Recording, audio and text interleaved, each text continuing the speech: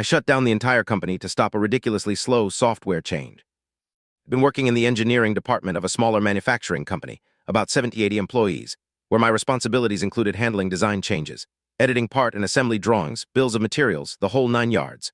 Previously, everything was a paper-based process, a chaotic tangle of documents that frequently got shuffled around, sometimes ping-ponging back and forth if we were dealing with something complicated requiring input from multiple departments. Eventually, the company started implementing a software-driven procedure to eliminate those stacks of paper. But the problem was that our staff didn't really have time to learn all the ins and outs of the software and refine the process to be truly efficient.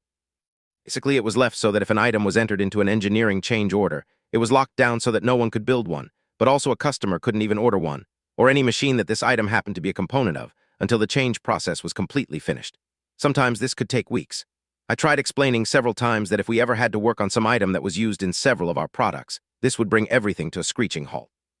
My manager at the time understood this, but could never get all of the people who needed to work on the software procedure to sit down and finalize everything. One day I was tasked with changing the design of a hardware component that was used in every machine we built.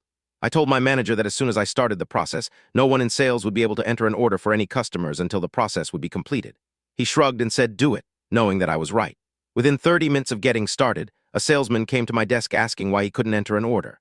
I explained what was happening. Left, and soon after the VP of the company was at my desk asking what needed to be done.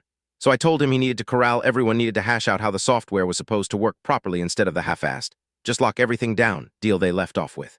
He immediately called in whoever was on that list. It took a few days, as I recall, and the component in question was expedited to be approved within the week. To this day, I use this story in interviews whenever I'm asked one of those questions, like, give me an instance where you had to solve a major problem in the workplace.